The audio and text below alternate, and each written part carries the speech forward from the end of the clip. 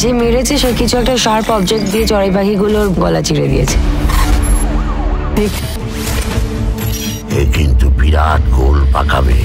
दोस्तों, आपने बहुत सारे सीरियल किलर के बारे में सुना होगा, लेकिन क्या कभी आपने ऐसे सीरियल किलर के बारे में सुना है जो सिर्फ स्पैरो यानी कि घोड़े या पंछी को मारता है? तो आखिर मासूम पंछियों को मारने के पीछे उसका मोटिव क्या है, चलिए जानते हैं इसी वीडियो में। दोस्तों, आज मैं एक बहुत ही अनोखी क्राइम ड्रामा सीरीज बैथ को एक्सप्लेन करने वाला हूँ, तो चलिए शुरू करते हैं। कहानी की शुरुआत होती है 2001 में पश्चिम बंगाल के रामदिघी गाँव में, जहाँ पर एक बच्चा झील के किनारे खेल रहा था। लेकिन तभी अचानक झाड़ियों में उसे कुछ आवाजें सुनाई देती है। बच्चा जब झाड़ियों के अंदर जाता है तो देखता है एक आदमी जो कीचड़ से लथपथ था, हाथ में एक चाकू लेके झील के पानी की तरफ जा रहा था। जिसके बाद बच्चा आगे जाके देखता है बहुत सारे पंछियों को एक जगह पर मार के रखा हुआ था, जो कि स्पैरो यानी कि घोड़े या पंछी थी। लेकिन तभी अचानक वो आदमी चाकू को लेके बच्चे की तरफ बढ़ता है, जिससे वो बच्चा बहुत ही डर जाता है। लेकिन शॉकिंगली वो आदमी बच्चे के पास आता है और उसे शाबाशी देता है और कहता है तुम ही देश के भविष्य हो, और पंछियों को बुलाने वाली सीटी मारते हुए वापस से चला जाता है। नेक्स्ट सीन में हम शौविक नाम के एक पुलिस ऑफिसर को देख पाते हैं, जो हाल ही में अपने सस्पेंशन को खत्म करके फिर से ड्यूटी में ज्वाइन कर रहा था। जिसके बाद शौविक कमिश्नर से मिलता है और उसे डिपार्टमेंट ऑफ अनयूजुअल में ट्रांसफर किया जाता है, जिसे हाल ही में एक्सपेरिमेंट के तौर पे शुरू किया गया था। कमिश्नर बताते हैं इस डिपार्टमेंट के हेड है कनाई चरण, जो एक बहुत ही इंटेलिजेंट पुलिस ऑफिसर है और शौविक को बहुत कुछ उनसे सीखने को मिलेगा। जिसके बाद बाहर निकल के शौविक अपने डिपार्टमेंट को खोजने लगता है, लेकिन किसी को भी उसके डिपार्टमेंट के बारे में पता ही नहीं था। लेकिन तभी अचानक एक लड़की उसे डिपार्टमेंट के लोकेशन के बारे में बता देती है, जो कि था बिल्डिंग के छत पे। जिसे सुनने के बाद शौविक हैरान हो जाता है। छत में जाके शौविक देखता है एक गंदे से रूम में टेबल के ऊपर पैर उठा के एक आदमी सोया हुआ है। ये आदमी और कोई नहीं, उसका सीनियर कनाई चरण थे। जिसके बाद शौविक कनाई चरण को उसके नींद से उठाता है और कहता है उसको इस डिपार्टमेंट में ट्रांसफर किया गया है। जिसे सुनने के बाद कनाई चरण उसका मजाक उड़ाते हैं और कहते हैं तुम्हें ऐसा पनिशमेंट क्यों दिया गया है, क्योंकि उनके हिसाब से इस डिपार्टमेंट के अंदर आना एक पनिशमेंट ही है। जिसके बाद कनाई चरण इस डिपार्टमेंट के बारे में बताना शुरू करते हैं, जहाँ पर अजीबो गरीब केस आते हैं, जैसे कि एक भक्त ने गणेश जी का दूध चुरा लिया था। जिसके बाद कनाई चरण शौविक से 20 रुपए लेते हैं और कहते हैं वो कोई भी ज्ञान फ्री में नहीं देते हैं और शौविक को उनसे बहुत कुछ सीखने को मिलेगा। कनाई चरण और भी बताते हैं शौविक कभी भी डिपार्टमेंट के अंदर आ जा सकता है। इसी के साथ दिन बीतता जाता है। इसी के बीच एक दिन कनाई चरण और शौविक जब ताश खेल रहे थे तो उनके पास एक केस आता है, जहाँ पर उन्हें पता चलता है पिछले 2 महीनों में बहुत सारे पंछियों को मारा गया है और रिसेंटली रामदिघी गाँव में भी ऐसा ही कुछ हुआ है, जहाँ पर बहुत ही बेरहमी से पंछी के गले को काट दिया गया है। जिसे सुनने के बाद कनाई चरण कहते हैं कोई महामारी फैली है क्या, जिसके जवाब में उनको कहा जाता है ये ढूंढना आपका काम है। जिसके बाद वो दोनों गांव में पहुंच जाते हैं और क्राइम सीन को इन्वेस्टिगेट करते हैं, जहां पर 2 पंछी के लाश को बर्फ के अंदर रखा जाता है और उन्हें फोरेंसिक के लिए भेज दिया जाता है। वो दोनों उस बच्चे से भी मिलते हैं, जहाँ पर उन्हें उस आदमी के बारे में पता चलता है। जिसके बाद लोकल पुलिस बताते हैं ये आदमी बाहर का कोई है। वही दूसरी तरफ हम देखते हैं फोरेंसिक डिपार्टमेंट में काम करने वाली लड़की मृणाली पंछियों के पोस्टमार्टम के लिए मना कर देती है, क्योंकि वो कहती है उसके पास इसको छोड़ के और भी इम्पोर्टेंट काम है। जिसके बाद कनाई चरण कहता है कि वो उसे बिरयानी खिलाएगा। जिसके बाद मृणाली मान जाती है। पोस्टमार्टम के बाद उन्हें पता चलता है कि पंछियों के गले को एक नुकीली चीज से काटा गया है और कातिल बहुत ही बेरहम था। जिसके बाद कनाई चरण पंछियों के बारे में और भी जानकारी लेने के लिए अपनी एक पुरानी फ्रेंड तानिमा से मिलता है, जिसे पंछियों के बारे में बहुत कुछ पता था। किलर के बारे में पूरी बातें सुनने के बाद तानिमा से रेफरेंस के लिए एक बुक के बारे में बताती है, जिसका नाम था the fall of A sparrow, जिसके राइटर ने 10 साल की उम्र में बंदूक से एक पंछी को मारा था और एक अंग्रेज ने रिसर्च के लिए उसकी मदद की थी। जिसके बाद भी अपने रिसर्च के लिए उसने बहुत सारे पंछियों को मारा था। जिसे सुनने के बाद कनाई चरण कहते हैं क्या सिर्फ यही कारण है पंछियों को मारने के पीछे, लेकिन तानिमा सेन कहती है नहीं, और भी कारण हो सकता है। जैसे बाइबल में स्पैरो को आजादी का प्रतीक बोला गया है, वैसे ही यूरोपियन सभ्यता में उसे मौत का प्रतीक बोला गया है। लास्ट में तानिमा सेन कहती है ज्यादातर स्पैरो खेत के फसल को नष्ट करती है और ये भी एक कारण हो सकता है। जिसके बाद शौविक कहता है किलर ने भी गाँव के खेत के आसपास ही पंछियों को मारा था। जिसे सुनने के बाद तानिमा सेन कहती है खून खून ही होता है, चाहे वो इंसानों का हो या फिर पंछियों का, इसीलिए इस क्रिमिनल को पकड़ना बहुत ही जरूरी है। खैर नेक्स्ट सीन में हम देखते हैं कनाई चरण एक फेमस खबरी भानुबाबू से मिलता है और उन्हें 5 गाँव का नाम लिख के देते हैं और इन 5 गाँव के अंदर क्या समानता है जानने के लिए कहते हैं। जिसके बाद भानुबाबू 3 दिन का समय लेते हैं। वही दूसरी तरफ हम किलर को देख पाते हैं जो पंछी स्पैरो के खाने को खरीद रहा था। जिसके बाद किलर एक नए गाँव के अंदर जाता है, जहाँ पर एक बूढ़ा आदमी जिसकी आंखें कमजोर थी उसे देख लेता है और कहता है तुम कौन हो, लेकिन किलर बिना झिझक के कहता है कि मैं बिशु हूँ, जिसे सुनने के बाद बूढ़े आदमी को यकीन हो जाता है क्योंकि उसके गाँव के एक आदमी का नाम था बिशु। जिसके बाद किलर जंगल की तरफ चला जाता है, लेकिन कुछ ही दिन में उस बूढ़े आदमी को याद आता है बिशु नाम के उसके गाँव के लड़के की मौत बहुत पहले ही हो चुकी है। जिसके बाद वो बूढ़ा आदमी किलर को गाली देने लगता है। वही दूसरी तरफ किलर खाने की मदद से पंछियों को बुला लेता है और उनके ऊपर जाली को फेंक देता है। जिसके बाद वो एक एक करके बहुत ही बेरहमी से पंछियों को मारने लगता है। वही दूसरी तरफ गाँव का एक लड़का उस बूढ़े आदमी के पास से गुजर रहा था और उसे गुस्सा करते देख वहाँ पर रुक जाता है और तभी अचानक उसे सामने के जंगल से कुछ आवाजें सुनाई देती है। जब वो उसे देखने के लिए जाता है तो उसे किलर पंछियों को मारते हुए दिख जाता है। जिसके बाद किलर अपनी जान बचा के वहाँ पर से भागने लगता है और इसी दौरान उसके एक पैर का निशान मिट्टी के ऊपर छप जाता है। जिसके बाद वो वहाँ पर से भाग जाता है। खैर आगे हम देखते वो दोनों क्राइम सीन के वहाँ पर पहुंच जाते हैं और उस बूढ़े आदमी से उन्हें किलर के बारे में पता चलता है। जिसके बाद शोभिक को किलर के पैर का निशान मिल जाता है जिससे उसे आसानी से पकड़ा जा सकता था। जिसके बाद शोभिक कहता है आपने अपनी जिंदगी में ऐसे सीरियल किलर को कभी देखा है, और जवाब में कान्हाई चरण कहते हैं कि नहीं। जिसके बाद कान्हाई चरण इस किलर का नाम रखते हैं बैद, जो इस सीरीज का भी नाम है। नेक्स्ट सीन में हम देखते हैं मृणाली क्रिमिनल के पैर के फॉरेंसिक रिपोर्ट को कान्हाई चरण को नहीं दे रही थी क्योंकि उसके बिरयानी का ट्रीट अभी तक बाकी था, लेकिन कान्हाई चरण किसी तरीके से रिपोर्ट को ले लेता है। रिपोर्ट से पता चलता है किलर की उम्र 70 से 80 साल के अंदर है क्योंकि उसके पैर में बहुत सारा क्रैक था जो ज्यादातर उम्र बढ़ने से आती है। लेकिन ये रिपोर्ट कान्हाई चरण को थोड़ा खटक रहा था क्योंकि उस लड़के के हिसाब से किलर की उम्र 40 से 45 साल के अंदर थी। लेकिन तभी अचानक मृणाली कहती है पैर के अंदर क्रैक सिर्फ उम्र से नहीं चोट से भी आती है। जिसके बाद कान्हाई चरण के दिमाग की बत्ती जलती है और वो कहता है किसी भी क्रिमिनल के पैर के नीचे क्रैक सिर्फ पुलिस के डंडे के पिटाई से ही आ सकती है, जिसका मतलब था कि क्रिमिनल इससे पहले भी गिरफ्तार हो चुका है। जिसके बाद मृणाली वहाँ पर से चली जाती है और शोभिक कहता है कितनी स्वीट लड़की है। जिसके बाद कान्हाई चरण फिर से 20 रुपए मांगते हैं। जिसके बाद शोभिक कहता है इस बार तो आपने कोई भी ज्ञान नहीं दिया। कान्हाई चरण हंसते हुए कहते हैं ज्ञान नहीं, तुम दोनों प्रेमी को मिलाया है इसीलिए। खैर आगे हम देखते हैं भानुबाबू से वो दोनों मिलते हैं। जिसके बाद भानुबाबू उन दोनों को 10 गाँव का नाम देते हैं और कहते हैं कि इन सभी गाँव में समानता यही है कि यहाँ पर फसल बर्बाद हुआ था। जिसके बाद कान्हाई चरण कहते हैं आखिर खूनी को ये सब डाटा कहाँ पर से मिल रहा है। जिसके जवाब में भानुबाबू कहते हैं खबर या फिर अखबार से। आगे हम देखते हैं वो दोनों एक रेस्टोरेंट के अंदर बैठ के केस के बारे में डिस्कस कर रहे थे, लेकिन तभी अचानक शोभिक कान्हाई चरण से 20 रुपए मांगता है। जिसके बाद कान्हाई चरण बोलते हैं क्यों। शोभिक कहता है कि क्रिमिनल को पकड़ने के लिए उसके दिमाग में एक आइडिया है। जिसके बाद कान्हाई चरण हंसते हुए कहते हैं अब तुम धीरे धीरे सीख रहे हो। दोस्तों इससे हमको समझ में आ जाता है कि अब उन दोनों के अंदर बॉन्डिंग बहुत ही अच्छी हो गई है। इसके बाद शोभिक अपना प्लान बताता है जहाँ पर पुलिस वाले एक छोटे से गाँव को सिलेक्ट करने वाले थे जहाँ पर खूनी को पकड़ना आसान होगा। जिसके बाद वो लोग पेपर के अंदर एक इश्तेहार देंगे जिसे देख के खूनी उस गाँव में जाएगा और वो लोग उसे पकड़ लेंगे। कान्हाई चरण को शोभिक का आइडिया बहुत ही पसंद आता है और एक छोटे से गाँव को सिलेक्ट करने के लिए कहते हैं। जिसके बाद शोभिक पानी झोड़ा नाम के एक गाँव को सिलेक्ट करता है जो साइज में बहुत ही छोटा था और उसके अंदर आने का भी एक ही रास्ता था। जिसके बाद पेपर के अंदर गाँव के फसल के बारे में झूठ को फैला दिया जाता है और उनका निशाना भी ठीक जगह पर ही लगता है क्योंकि खूनी पेपर में इस न्यूज को देख लेता है जिसे पढ़ने के बाद उसके चेहरे का एक्सप्रेशन बदल जाता है। खैर आगे हम देखते हैं किलर अपने काम के लिए निकल जाता है। वही दूसरी तरफ पुलिस भी गाँव के अंदर तैनात थी कि तभी अचानक एक आदमी के पैर को दिखाया जाता है जिसके हाथ में सेम चाकू था। जिसके बाद वो आदमी चाकू को डंडे के ऊपर बांध के उसके ऊपर कुछ लगा देता है और पैर के ऊपर रख देता है। कुछ ही देर बाद उस चाकू के ऊपर एक पंछी आके अटक जाता है। जिसके बाद वो आदमी पंछी को पकड़ने ही वाला था कि तभी अचानक कान्हाई चरण शोभिक को उस आदमी को पकड़ने के लिए कहते हैं। जिसके बाद शोभिक जाके उस आदमी को पकड़ लेता है, लेकिन शॉकिंगली हम देख पाते हैं वो आदमी खूनी नहीं था। वो आदमी एक बर्ड सेलर था जो पंछियों को पकड़ के बेचता था। लेकिन उन दोनों को उस आदमी के ऊपर भरोसा नहीं होता है क्योंकि उन दोनों को किलर कैसे दिखता है उसके बारे में पता नहीं था। जिसके बाद वो आदमी गाँव वालों से पूछने के लिए कहता है, लेकिन तभी अचानक एक पुलिस वाला आके कहता है सामने के झील में ऑलरेडी कांड हो चुका है। जिसके बाद हम झील में बहुत सारे मरे हुए पंछियों को देख पाते हैं और खूनी भी खड़े होकर उन सबको देख रहा था। खैर आगे हम देखते हैं शोभिक को सोते जागते हुए उन पंछियों का ख्याल सता रहा था। इसे देखने के बाद उसकी माँ कहती है कि आखिर क्या हुआ है और मैं क्या तुम्हारी कुछ मदद कर सकती हूँ। उसकी माँ और भी बताती है शोभिक के पिताजी एक पुलिस ऑफिसर थे और उन्होंने अपने हस्बैंड की बहुत बार मदद भी की है केस को सॉल्व करने के लिए। जिसके बाद शोभिक किलर के बारे में सब कुछ बताता है जिसे सुनने के बाद शोभिक के माँ को कुछ याद आता है और वो मधुसूदन चक्रवर्ती नाम के एक आदमी के लिखे हुए आर्टिकल को दिखाती है जहाँ पर बताया गया था स्पैरो बर्ड फसल के लिए बहुत ही हानिकारक है और उनके हिसाब से किलर के साथ मधुसूदन का कुछ लिंक हो सकता है। जिसके बाद शोभिक उस आर्टिकल के पब्लिशर के पास जाता है जहाँ पर से उसे पता चलता है कि चिट्ठियों को एक गाँव के पोस्ट ऑफिस से भेजा जाता था। जिसके बाद वो दोनों उस गाँव के लिए निकल जाते हैं। जाते हुए उनको पता चलता है कि मधुसूदन चक्रवर्ती एक 45 से 50 साल का आदमी है और उसका एक क्रिमिनल रिकॉर्ड भी है क्योंकि वो नक्सलियों के साथ जुड़ा हुआ था। जिसे सुनने के बाद वो दोनों एकदम ही श्योर हो जाते हैं। आगे हम देखते हैं वो दोनों मधुसूदन चक्रवर्ती के घर के बाहर पहुंच जाते हैं। वही दूसरी तरफ हम देखते हैं किलर अपने घर के अंदर चाकू को धार दे रहा था कि तभी अचानक उसके दरवाजे में नॉक होता है, जिसके बाद किलर अपने चाकू को लेके दरवाजे की तरफ बढ़ता है। लेकिन किलर जब दरवाजे को खोलता है तो देखता है एक बच्चा मिठाई लेके खड़ा हुआ है। असल में वो बच्चा किलर का स्टूडेंट था, जिससे हमको किलर का एक दूसरा साइड भी देखने को मिलता है। वही दूसरी तरफ मधुसूदन के घर से उसकी बहन निकलती है और हमें शॉकिंगली पता चलता है कि मधुसूदन की मौत आज से 1 साल पहले हो चुकी है, जिससे उन दोनों की परेशानी और भी बढ़ जाती है। जिसके बाद वो दोनों मधुसूदन के रूम की तलाशी लेते हैं, जहाँ पर उन्हें स्पैरो बर्ड के ऊपर बहुत सारे आर्टिकल मिलता है, जिससे उनको समझ में आ जाता है कि मधुसूदन का एक शागिर्द भी है जो ये सब काम कर रहा है। खैर आगे हम देखते हैं वो दोनों गाँव के पोस्ट ऑफिस में जाते हैं, जहाँ पर से चिट्ठियों को भेजा जाता था। वहाँ पर से उन दोनों को खूनी के बारे में पता चलता है, जो हर 2 हफ्ते में वहाँ पर चिट्ठी को देने के लिए आता है। जिसके बाद कान्हाईचरण अपना फोन नंबर देते हैं और कहते हैं जब भी खूनी चिट्ठी देने के लिए आए तो उनको फोन करने के लिए। इसी के साथ कुछ दिन बीत जाता है और फाइनली फोन की घंटी बजती है। पोस्टमास्टर बताता है कि किलर चिट्ठी देने के लिए वहाँ पर आया था। जिसके बाद पोस्टमास्टर ने उसका पीछा किया था और किलर ने सोनाहाटी गाँव के लिए एक टिकट लिया था, जो किलर का अगला टारगेट था। जिसे सुनने के बाद और देरी ना करके वो दोनों सोनाहाटी गाँव के लिए निकल जाते हैं। वही दूसरी तरफ हम खूनी को भी देख पाते हैं, जो सोनाहाटी गाँव के खेत के अंदर पहुंच चुका था। जिसके बाद वो पंछियों के खाने को चारों तरफ फेंक देता है और बहुत सारे स्पैरो बर्ड खाने के लिए वहाँ पर आ जाते हैं। जिसके बाद खूनी जाल को उनके ऊपर फेंक देता है और बहुत ही बेरे में से एक एक करके उन्हें मारने लगता है। वही दूसरी तरफ वो दोनों भी खेत के अंदर पहुंच जाते हैं और खूनी के ऊपर गन पॉइंट कर देते हैं, लेकिन खूनी खाने को उनके ऊपर फेंक के चकमा दे देता है और वहाँ पर से भाग जाता है और वो दोनों भी खूनी को ढूंढने लगते हैं। लेकिन तभी अचानक खूनी पीछे से आके कान्हाईचरण को जख्मी कर देता है और शोभिक के ऊपर भी चाकू से हमला कर देता है। खूनी शोभिक के ऊपर भारी पड़ रहा था कि तभी अचानक कान्हाईचरण वहाँ पर आके बंदूक तान देते हैं और कहते हैं सरेंडर करने के लिए। जिसके बाद खूनी के पास सरेंडर करने के सिवा और कोई चारा नहीं होता। खूनी को पकड़ने के बाद वो दोनों पंछियों को मारने का कारण पूछते हैं। जिसके बाद हमें खूनी का पहली बार नाम पता चलता है, जो था बिशु बोस। जिसके बाद खूनी कहता है द ग्रेट स्पैरो कैंपेन, जिसे सुनने के बाद शोभिक कहता है ये क्या चीज है। खूनी बताता है 1971 में वो मधुसूदन के साथ जेल में था, जहाँ पर से उन दोनों को इसके बारे में पता चला था। जहाँ पर चाइना में 1958 में माओ जेडोंग ने एक मूवमेंट को चालू किया था, जिसका नाम था द ग्रेट स्पैरो कैंपेन। जहाँ पर माओ को पता चला था दूसरे पंछियों के तुलना में स्पैरो बर्ड फसल का ज्यादा नुकसान करते हैं, इसीलिए इकोनॉमी के ग्रोथ के लिए उन्होंने स्पैरो बर्ड को मारने का आदेश दे दिया। जिसके बाद सारे देशवासियों ने मिलकर स्पैरो बर्ड को मारना शुरू कर दिया और इसके लिए उनको प्राइज भी मिलता था, जिससे उनकी इकोनॉमी में 70% का ग्रोथ हुआ। इसीलिए वो दोनों भी इंडिया में इसको लाना चाहते थे, जिसके लिए उन दोनों ने बहुत सारे गाँव में घूम के रिसर्च किया था और फिर इसे शुरू किया। खूनी ने बहुत सारे अखबार और मैगजीन में भी स्पैरो बर्ड से रिलेटेड आर्टिकल को दिया था, लेकिन किसी ने भी इस टॉपिक के ऊपर इंटरेस्ट नहीं दिखाया। जिसे सुनने के बाद कान्हाईचरण कहते हैं बिशु बाबू तुम्हें एक डॉक्टर की जरूरत है और तुम्हें पंछियों को मारने के साथ साथ पुलिस के ऊपर हमला करने की सजा भी मिलेगी। और इसी के साथ ये सीरीज यहीं पर ही खत्म हो जाती है। तो दोस्तों इस सीरीज के कहानी का कॉन्सेप्ट थोड़ा सा हटके और यूनिक था, जहाँ पर कहा गया है सभी की जान की कीमत एक समान है, चाहे वो इंसान की हो या फिर जानवरों की, इसीलिए जानवरों की रक्षा कीजिए। तो दोस्तों अगर आपको मेरा वीडियो पसंद आया है तो मेरे चैनल को लाइक शेयर और सब्सक्राइब कर दीजिए, क्योंकि ऐसी जबरदस्त वीडियो बनाने के लिए बहुत सारा रिसर्च और टाइम लगता है, इसीलिए आपका सपोर्ट जरूरी है। तो चलिए मिलते हैं।